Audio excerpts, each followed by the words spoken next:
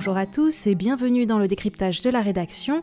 Nous poursuivons la série historique aux côtés d'Alex Desmulles sur les ambitions, les plans et l'échec de la reconquête de la Chine par le Kuomintang à Taïwan entre 1949 et 1979, le projet militaire Gloire nationale notamment. C'était le sujet du mémoire de Master à Sciences Po Lyon d'Alex Desmulles.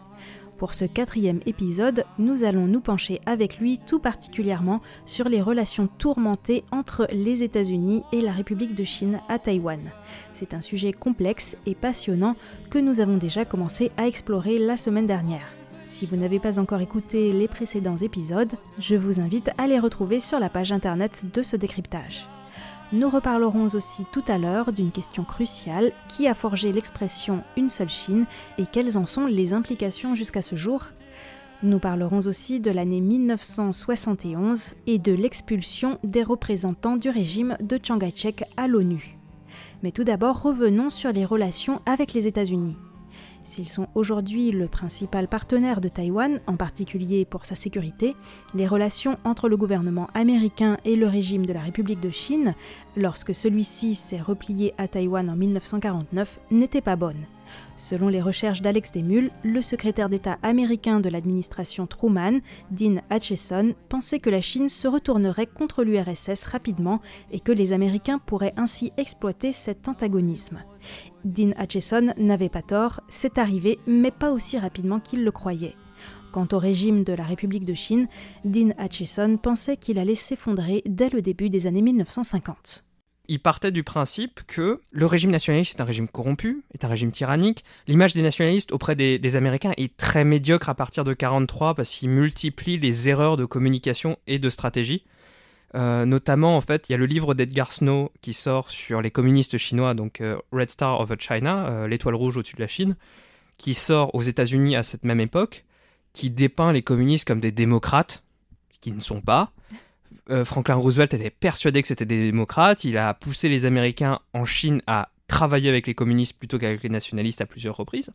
Chiang Kai-shek fait le choix très très mal avisé en 1943 de publier un livre sur le futur de la Chine, qui est préfacé notamment par Dai Li, son chef des services secrets, qui est surnommé le Himmler chinois aux États-Unis.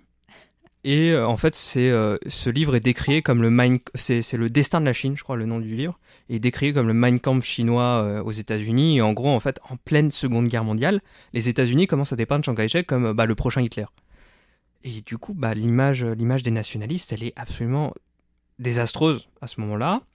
Il y a George Marshall, donc le responsable du plan Marshall en Europe, qui à l'époque était, au début de Truman, était dans le gouvernement. Et il part en Chine en 1945 pour essayer de trouver un accord entre les nationalistes et les communistes pour que la Chine évite de sombrer dans la guerre civile. Il fait face à des désagréments des deux côtés, on va dire, c'est-à-dire que les communistes autant que les nationalistes refusent les points et multiplient les accrochages parce que les deux sont persuadés qu'ils peuvent battre l'autre. Donc cet échec-là convainc à peu près les Américains que les nationalistes sont pas prêts à travailler avec les Américains pour une Chine démocratique, pacifiste, policière du monde, entre guillemets, comme l'avait envisagé Roosevelt. En 1947, il y a 2 ruptures de cessez-le-feu par les nationalistes qui font enrager les Américains. Les Américains rejettent la faute essentiellement sur Chiang Kai-shek. Ils demandent la tête de Chiang Kai-shek en 1949. C'est notamment l'une des raisons d'ailleurs pour lesquelles il démissionne en fait. Ils essaient de travailler avec Lee Jong-un, ça se passe pas très bien. Ce qui se passe, c'est que Truman finit par dire on veut pas avoir de part à jouer dans cette guerre civile. En fait, c'est assez étrange, mais au début de la guerre froide, dans ces années 46, 47, 48, il y a un réengagement massif américain contre l'Union soviétique en Europe, mais en Asie, il y a une forme de retrait sur l'océan Pacifique. Typiquement, sur la question coréenne, les Américains sont très absents et en fait font des choix politiques qui favorisent la montée d'un leader crypto-fasciste en Corée du Sud, Syngman Rhee. En Chine, ils abandonnent complètement les nationalistes. En Birmanie, j'en parle même pas, etc. Ils sont pas du tout dans leur logique européenne à l'époque de dire on va contenir le communisme, et ça vient qu'en 50, cette logique en Asie là. Et en fait, ce que dit Truman à ce moment-là, c'est le régime nationaliste est tellement corrompu, est tellement mauvais, est tellement nul, militairement, économiquement, politiquement, que de toute façon, ça sert à rien de l'aider, il va tomber. Et en fait, quand les nationalistes arrivent à Taïwan, Truman, il il s'en lave les mains. C'est fini. Pour lui, c'est des gens qui ne méritent pas son respect, qui ne méritent pas l'aide américaine, qui ne méritent pas les efforts américains parce qu'ils sont morts. Les communistes vont débarquer d'ici 1 an. Malgré la bataille de Guningtou qui fait commencer à tourner quelques officiels américains qui commencent à dire mais il faudrait les aider, etc. Truman ne veut pas l'entendre. Dans ce contexte, il est difficile d'imaginer que quelques années plus tard, les États-Unis deviendraient le meilleur allié de Taïwan. Alex Desmules revient sur cette évolution.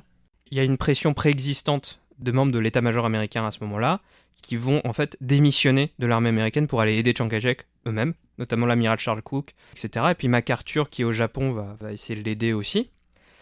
Mais l'élément qui fait que Truman ne peut plus faire la sourde oreille et qu'il est obligé de renverser entièrement sa politique, c'est assez ironique, c'est Kim Il-sung qui sauve Chiang Kai-shek.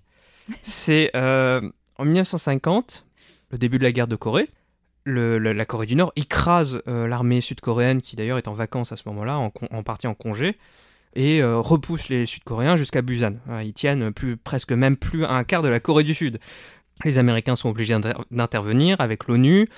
Il est clair que derrière l'agression nord-coréenne, il y a la main de Staline et de Mao qui ont donné le feu vert à Kim Il-sung pour envahir le régime sud-coréen.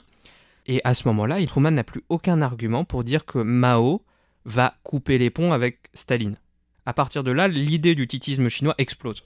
Et c'est bien à reculons que Dean Acheson et Truman finissent par tendre une main à Chiang Kai-shek via MacArthur, qui donc prend la tête des troupes américaines en Corée, pour commencer à lui redonner des livraisons d'armes, à lui envoyer des conseillers militaires et à rétablir la protection américaine de Taïwan. C'est à ce moment-là en fait qu'il y a 2 concepts qui apparaissent, qui sont essentiellement défendus par MacArthur en fait. Parce que l'une des raisons pour lesquelles Kim Il-sung attaque la Corée du Sud, c'est que les États-Unis ont à plusieurs reprises appuyé sur le fait que leur glacis défensif allait du Japon aux Philippines, mais n'incluait pas ni la Corée ni Taïwan. Ce qui, selon les Américains à ce moment-là, a permis à Kim Il-sung de se dire qu'il n'y aurait aucune retombée à son agression. Il allait envahir la Corée du Sud, la balayer d'un coup, et il n'y aurait pas d'intervention internationale, les Américains resteraient en dehors de ça. Et donc à ce moment-là, Douglas MacArthur, il théorise 2 théories. Déjà, c'est le porte-avions insubmersible. Taïwan est un porte-avions insubmersible, c'est-à-dire que c'est une île, mais qui peut être tournée soit vers la Chine, soit vers le Pacifique.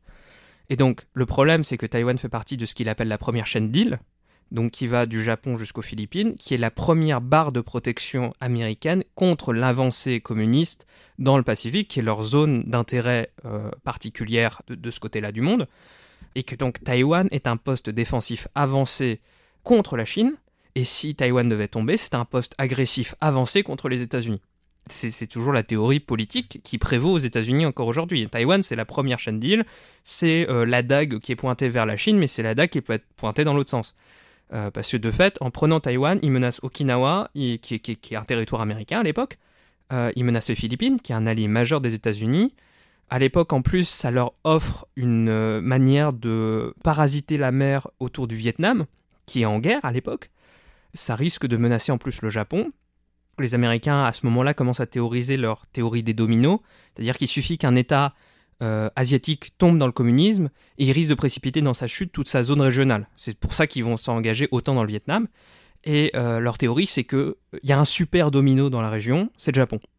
Et parce que c'est leur meilleur allié économique, enfin c'est celui qu'ils sont en train de construire en tant que meilleur allié politique, économique, etc.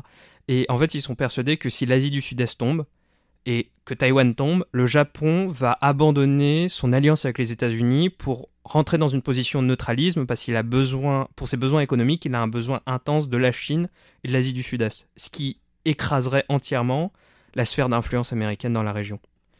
Donc c'est à ce moment-là où en fait les Américains refluent et à ce moment-là ils sont encore un peu mal à l'aise avec Chiang Kai-shek. C'est-à-dire que Chiang Kai-shek propose à plusieurs reprises d'envoyer des troupes combattre en Corée pour soutenir la coalition internationale. Il reste quand même l'un des membres fondateurs de l'ONU, Chiang Kai-shek. Donc il se dit, c'est une coalition internationale de l'ONU, il faut que j'envoie des troupes, ou au moins ça peut servir de prétexte à envahir la Chine, avec le soutien de l'ONU. Les États-Unis refusent ça à plusieurs reprises. La CIA continue à préparer une espèce de coup fourré contre Chiang Kai-shek, qui, avec l'aide du général Sun Yat-sen, qui est très, très bizarre, encore une fois, on n'a pas beaucoup d'informations sur le sujet, A priori, Sonny Jun aurait accepté, mais c'est pas allé très loin. Bon, au final, Sonny Jun a fini en résidence surveillée et le coup d'État a fait pchit. Mais il y a eu toute cette période jusqu'en 1953 où on a essayé d'éliminer Chiang Kai-shek pour maintenir Taïwan, et c'est seulement à partir du moment où Dwight Eisenhower est élu à la présidence des États-Unis que la politique change définitivement en faveur de Chiang Kai-shek est là, on va le garder. La République de Chine est un verrou sur la première chaîne d'île, c'est un atout américain. Notamment, Eisenhower, pendant toute sa campagne présidentielle, fait campagne sur les thèmes géopolitiques en disant « Je vais déchaîner Chiang Kai-shek contre la Chine, on va faire s'effondrer le régime communiste chinois ». Venons-en maintenant à la question de l'expression « une seule Chine » ou « Chine unique ». Des amis taïwanais âgés m'avaient indiqué avec amertume que c'était Chiang Kai-shek qui l'avait forgée sans consulter bien sûr la population taïwanaise. J'ai donc demandé à Alex Desmules de confirmer que c'est bien une expression forgée par Chiang Kai-shek et dans quel contexte. C'est une invention de Chiang Kai-shek, et là on va revenir sur la question des liens avec les États-Unis. C'est que Eisenhower, quand il dit « je vais déchaîner Chiang Kai-shek », il n'est pas super honnête parce qu'il sait très bien que c'est impossible. Il sait très bien que dans les années 50, c'est impossible de conquérir la Chine comme ça, en claquant des doigts, les nationalistes sont pas prêts, et Chiang Kai-shek presse du pas en disant « mais c'est pas grave, vous larguez une bombe atomique sur Xiamen et c'est bon ». Alors, fait à noter, Chiang Kai-shek n'a absolument aucune conscience de ce que c'est qu'une bombe atomique. Il est persuadé que c'est juste une grosse bombe qui n'a aucune retombée sanitaire, qui n'a aucune retombée en termes... Mais c'est les années 50 en soi. Hein. À l'époque, on tâtonne en termes de stratégie nucléaire. Chiang Kai-shek n'a absolument aucune idée de ce que c'est un missile nucléaire. Il est persuadé que la reconquête, elle peut se faire dans les années 60. Et donc, il veut absolument empêcher tous les pays du monde, en fait, à reconnaître les deux pays en même temps. La République populaire et la République de Chine. Parce qu'il est persuadé que la République populaire ne va pas tenir. Et surtout, en 1950, il fait face déjà à une première défection. Ce sont les Britanniques, qui tiennent Hong Kong, bien sûr. Hong Kong qui est absolument étouffé par les communistes chinois s'il n'y a pas de lien. Et donc, les Britanniques font un truc assez particulier, c'est qu'ils refusent d'abandonner la République de Chine. Ils maintiennent une ambassade à Taipei, mais ils ouvrent un consulat à Pékin.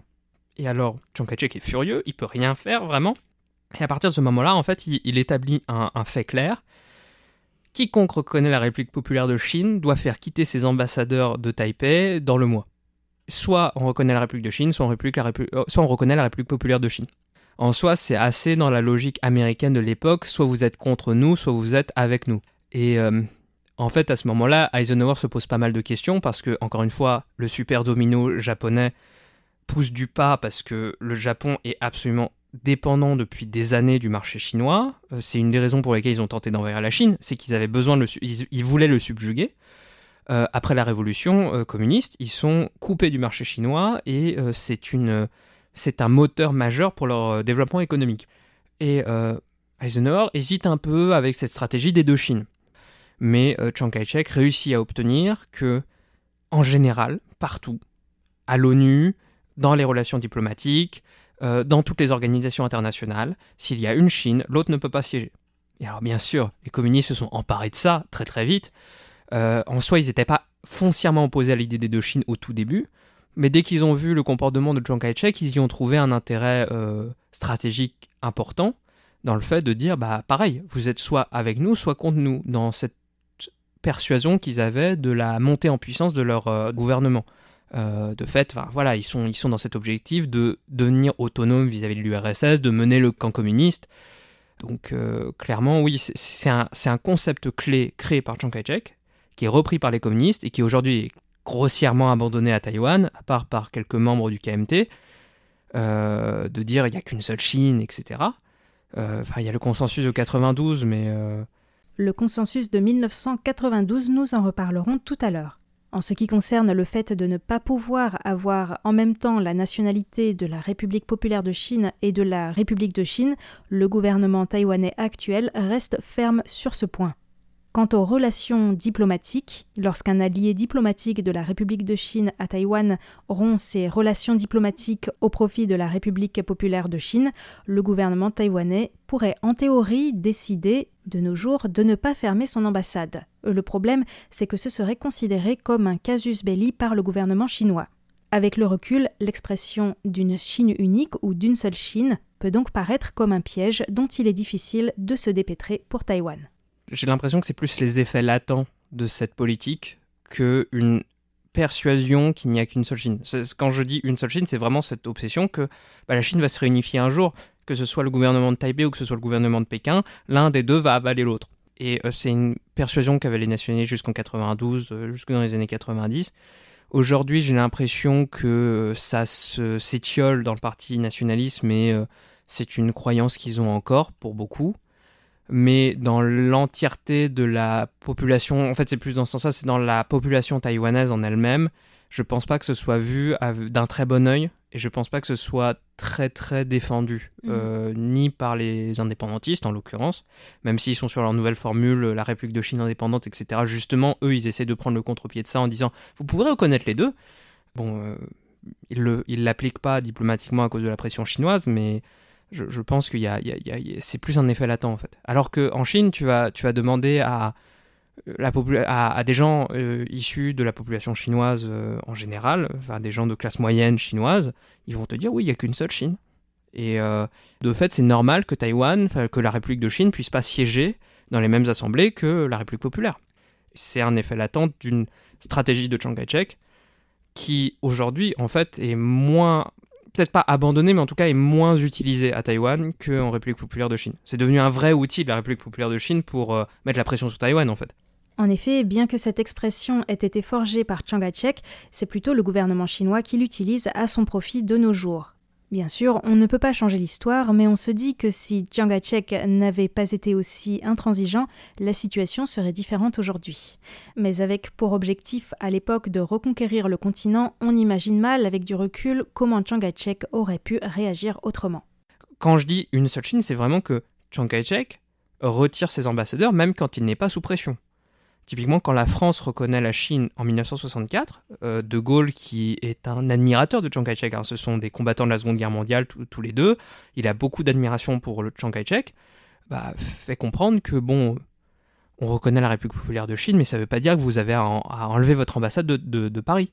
Chiang Kai-shek ne veut pas l'entendre. Et il retire ouvertement, à l'époque c'est pas figé dans le marbre qu'il faut une ambassade de Chine et pas deux.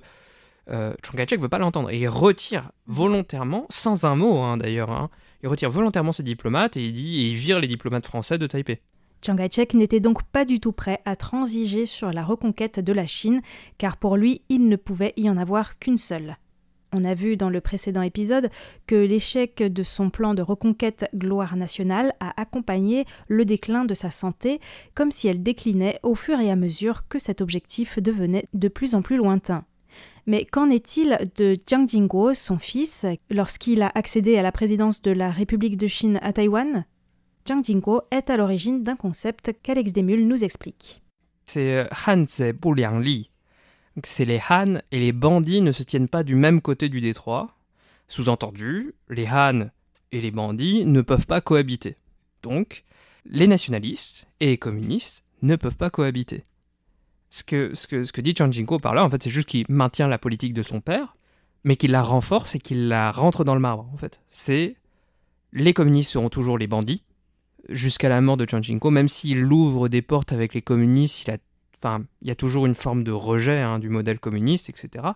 Il ouvre les trois voies de communication en 87 et il libéralise les relations avec la République populaire, mais il reste stable sur cette idée que la République de Chine ne peut pas se tenir à côté de la République populaire. Dans aucune institution, dans aucune capitale, dans aucune situation, parce que les communistes, ça reste les bandits, c'est le terme, c'est gongfei, ou les zhe, donc les bandits, les bandits de grand chemin, ça veut dire ça, c'est les bandits de grand chemin communistes. Ce sont des bandits qui ont volé le gouvernement, qui ont volé la Chine. On ne peut pas se tenir dans la même pièce qu'un voleur. On ne peut pas se tenir à égalité avec un voleur. Donc il y a une collaboration dans le sens où effectivement il comprend que la reconquête ne se fera pas à ce moment-là en 87, il est sûr qu'elle se fera pas et que de l'autre côté il pense que la République populaire n'envahira pas Taïwan. et que donc il faut libéraliser les relations pour que, à la limite, il y ait une réunification pacifique un jour, mais au moins que les familles puissent se revoir, etc. Et aussi, c'est pour libéraliser le régime de Taïwan.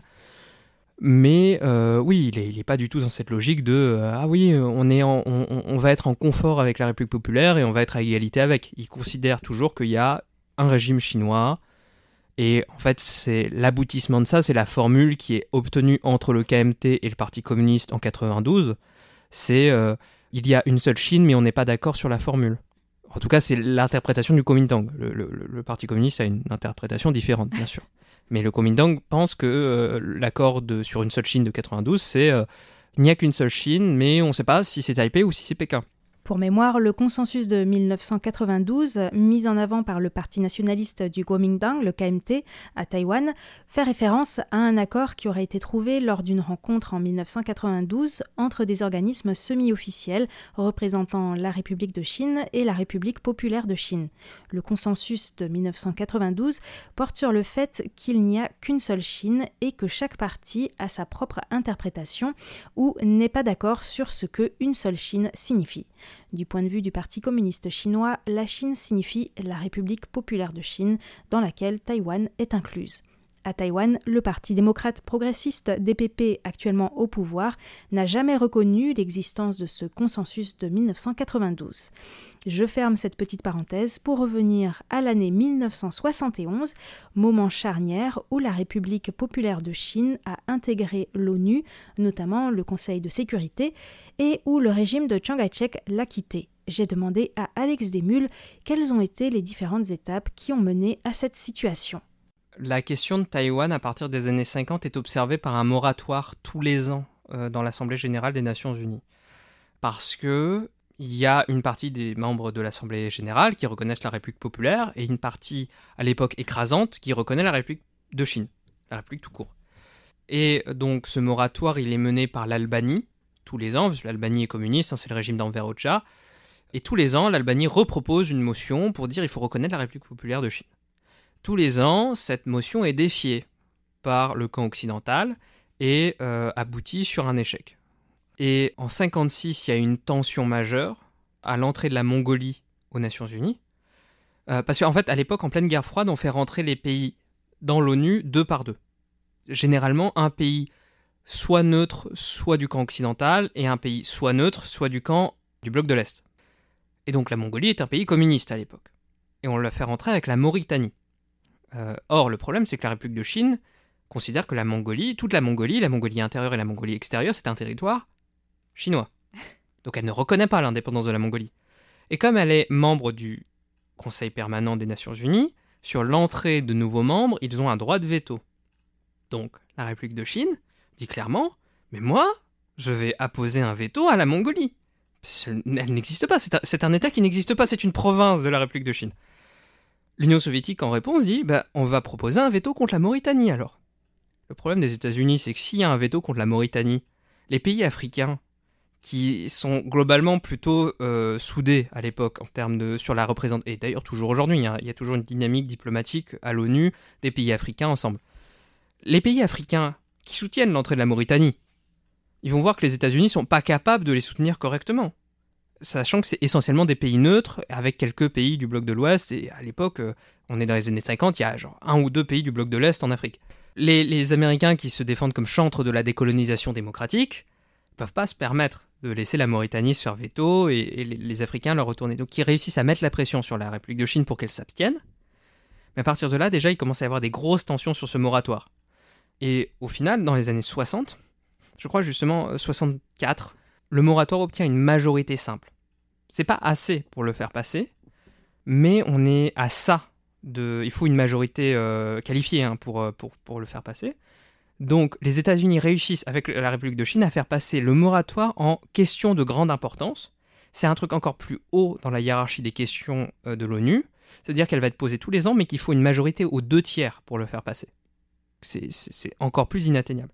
Mais le problème, c'est que la République de Chine perd des alliés dans tous les sens. La France, en 64, c'est le premier pays occidental à couper les ponts, mais elle perd des alliés au Moyen-Orient, elle perd des alliés en Afrique, elle perd des alliés en Asie du Sud-Est.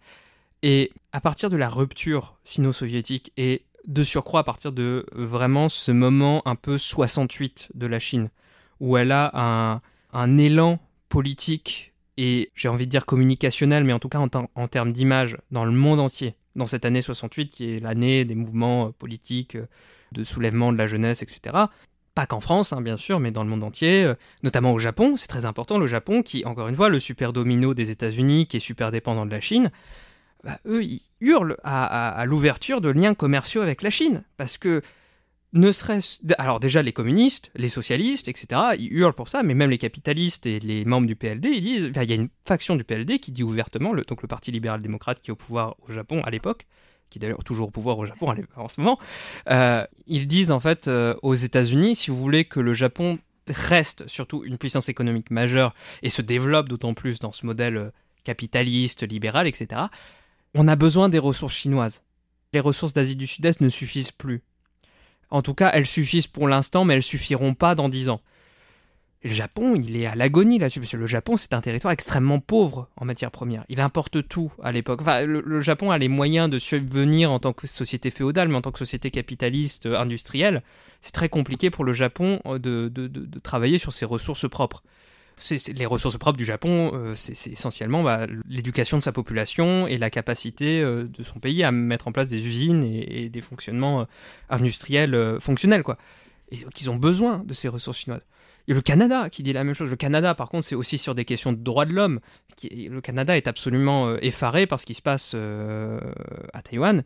Mais aussi, c'est le pragmatisme économique de Pierre Trudeau qui veut ouvrir une façade pacifique du Canada avec la Chine. D'ailleurs, Pierre Trudeau, j'en avais parlé dans mon podcast sur les Jeux Olympiques, c'est le premier à dire « mais je ne veux pas de la République de Chine à mes Jeux Olympiques » quand il a fait les Jeux de Montréal. Il y a l'Italie aussi qui joue pour ça. Alors l'Italie a un parti communiste très puissant, ça joue aussi beaucoup. Et en fait, il y a une pression diplomatique sur Taïwan, sur la République de Chine, qui est de plus en plus importante, sur les États-Unis pour qu'ils abandonnent la nécessité de reconnaître la République de Chine pour faire partie du bloc occidental, de plus en plus importante, parce qu'ils ont quand même joué là-dessus. Il y a des pays qui maintiennent leurs relations avec la République de Chine, essentiellement parce qu'ils sont dans le bloc de l'Ouest. C'est le cas du Canada, c'est le cas de l'Italie, qui n'ont absolument aucun intérêt à continuer à avoir des relations avec Taïwan. Mais par contre, qui ont tout intérêt à développer les relations avec la Chine. Donc il y a cette espèce d'offensive de charme de la République populaire à ce moment-là, qui devient aussi, dans les milieux de gauche, comme un modèle révolutionnaire, nouveau, etc. Et donc on aboutit à 71. Et 71, le problème de 71, c'est qu'il y a une majorité aux 2/3 potentielle pour renverser la table, sachant que les abstentions ne sont pas comptées. Donc ça veut dire que c'est les 2/3 des votants, oui ou non. Sachant que le Canada, la France, le Royaume-Uni, l'Italie disent déjà qu'ils vont voter neutre, qu'ils vont s'abstenir, qu'il y a plein d'autres pays qui vont s'abstenir. Taïwan se retrouve dans une position où ils vont perdre leur siège à l'ONU si rien n'est fait, parce qu'il y a une majorité de pays pro-RPC qui siègent à l'Assemblée générale à ce moment-là. Et donc, à ce moment-là, il y a une énorme tension entre Washington et Taipei. Parce que Chiang Kai-shek est absolument effaré par le choix de Nixon, qui est de dire, parce que Nixon, donc un président républicain, qui pourtant a été envoyé à plusieurs reprises à Taïwan, qui est un proche de Chiang Kai-shek, qui a jamais, absolument jamais été un défenseur de la politique des deux Chines, développe une politique des deux Chines. Il envoie Kissinger à Pékin pour ouvrir des relations avec la Chine et à l'effarement total de Taipei, parce que c'est le retour de la politique des deux Chines, de cette espèce de titisme chinois. Et cette fois, il est mûr. C'est ça le pire, c'est qu'il est mûr, ce titisme chinois. Et la réaction de Chiang Kai-shek à ça, c'est pas d'essayer de trouver un terrain d'entente, c'est pas une négociation, c'est non. Non, non, non, je préfère quitter les Nations Unies, je préfère être expulsé des Nations Unies que de devoir siéger avec les communistes. Alors, il va pas partir sans se battre, mais ce qui se passe, c'est que du coup, il y a un comité spécial qui va se réunir juste avant l'Assemblée générale pour débattre de la motion qui va être présentée aux Nations Unies. Et alors les États-Unis décident qu'ils vont présenter une motion pour autoriser l'entrée des deux Chines tout en maintenant le siège permanent à la République de Chine. Pour l'instant. En disant, le siège permanent n'est pas un sujet pour l'instant, il sera abordé une fois que la République populaire sera dans l'ONU. De fait, a priori, à long terme, Taipei aurait perdu le siège permanent au Conseil de sécurité. Chiang Kai-shek est absolument effaré par ça. Et donc, les diplomaties nationalistes et américaines se tirent la bourre en amont de ce comité, ce qui fait que la première nation à déposer sa motion, c'est l'Albanie. Le texte de l'Albanie va être étudié avant celui des États-Unis dans ce comité. Alors il se passe ce qui se passe, c'est que c'est une guerre ouverte à couteau tiré dans ce comité. Les nationalistes et les Américains s'entretuent dans ce comité. Hein. C'est vraiment, les nationalistes accusent les Américains d'être impérialistes, d'utiliser les nations à leur manipulation, etc. Les Américains les traitent de tous les noms en disant vous êtes trop têtus pour pouvoir survivre. C'est grossièrement ça. Et ce qui arrive, c'est que même le Royaume-Uni finit par voter pour la motion albanaise. Du coup, c'est la motion albanaise qui est proposée à l'Assemblée Générale des Nations Unies. Et alors, du coup, là, les jeux sont joués.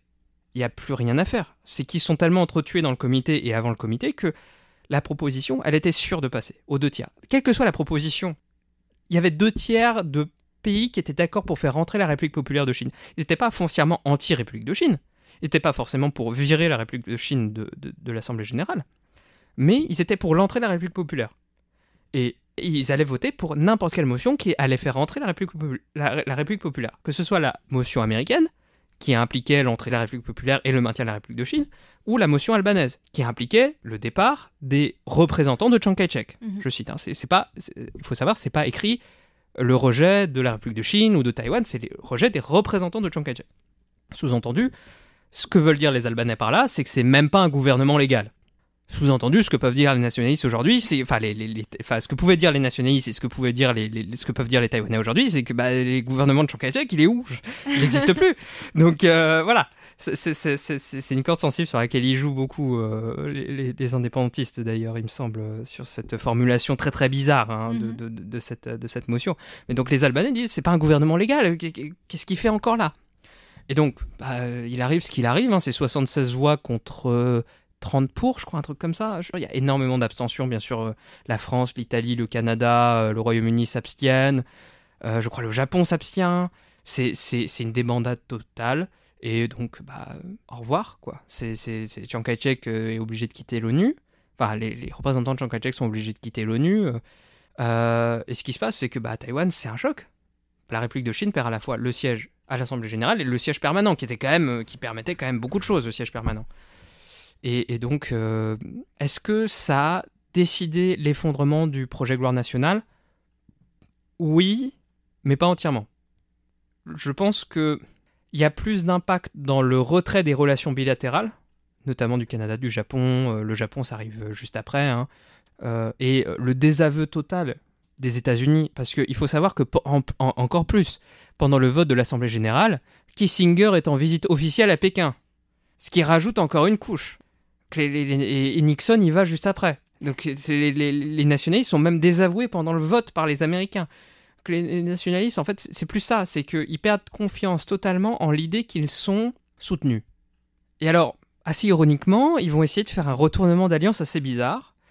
Ils vont proposer à l'Union soviétique d'héberger des bases de sous-marins soviétiques à Taïwan pour torpiller, très littéralement, l'alliance américano-chinoise. Donc, c'est un truc qui arrive plutôt vers la fin des années 70, vraiment cette proposition, après la reconnaissance de la République populaire par les États-Unis en 79, qui s'est faite d'ailleurs d'une manière absolument terrible, parce que Nixon avait promis... En fait, Nixon maintient la reconnaissance de la République de Chine, mais il ouvre des relations commerciales avec la République populaire, et le gouvernement américain de Nixon puis celui de Carter ont tous les deux promis de donner un préavis assez long d'1 mois, voire 1 mois et demi à Taïwan, avant de reconnaître la République populaire. Carter décide de reconnaître la République populaire pour le 1er janvier 1980 et décide d'informer Taïwan le 16 décembre 1979. Voilà, c'est pour dire l'ampleur la dégradation totale des relations entre Taïwan et les États-Unis, oui. Et d'ailleurs, pour négocier ce retrait, ils envoient à Taipei le secrétaire à l'agriculture, je crois, qui est magistralement accueilli par une foule pas du tout téléguidée par le Kuomintang, qui lui jette des œufs dessus, des tomates, et qui, sur le tarmac de l'avion, a réussi à casser les vitres de la limousine et qui lui a cassé ses lunettes. Donc, voilà. Les nationalistes ne sont pas à leur coup d'essai, d'ailleurs, en termes de manipulation anti-américaine. En 1957, ils avaient déjà réussi à mettre à sac l'ambassade américaine. C'est qu'il y a un militaire américain qui a tué un major nationaliste. C'est le même problème à Okinawa encore aujourd'hui. Les soldats américains sont sous juridiction américaine, pas sous juridiction locale. Donc le soldat américain a été acquitté. Et donc beaucoup d'énervement en 1957. Et Chiang Ching-kuo a réussi à manipuler des foules pour les emmener vers l'ambassade américaine.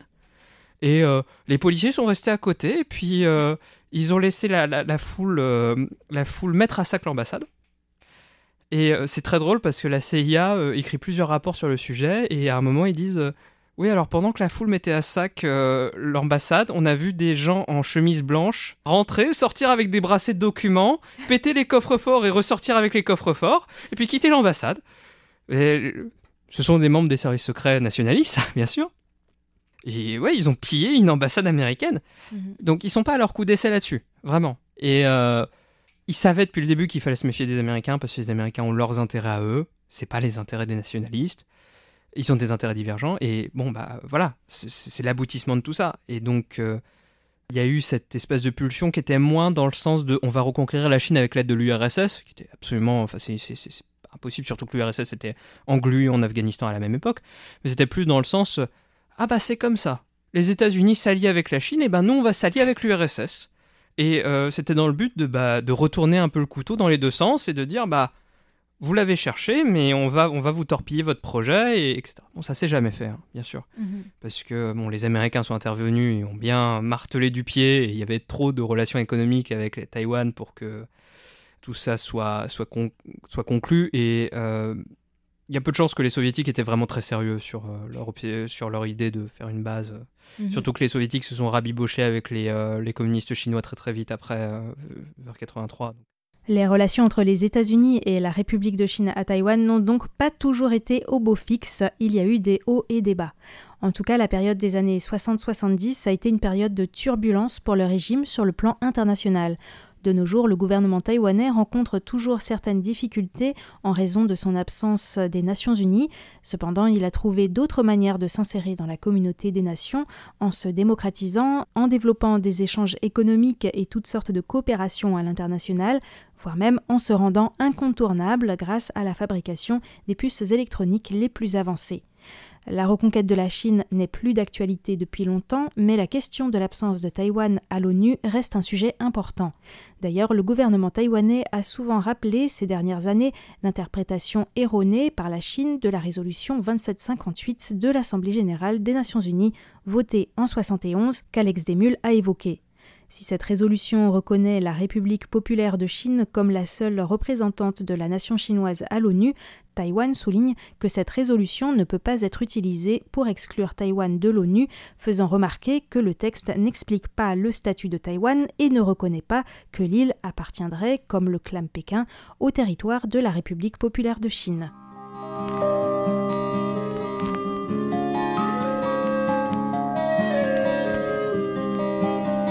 C'est ainsi que s'achève ce décryptage. Rendez-vous prochainement pour le 5e et dernier épisode dans lequel Alex Desmulles expliquera comment Chiang Ching-kuo a progressivement mis fin à l'objectif de reconquête de la Chine et comment cela s'est reflété dans la musique à la tonalité parfois nostalgique des chanteurs continentaux de l'époque.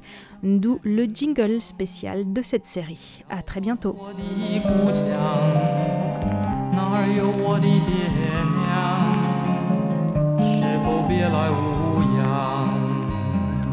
路儿虽遥。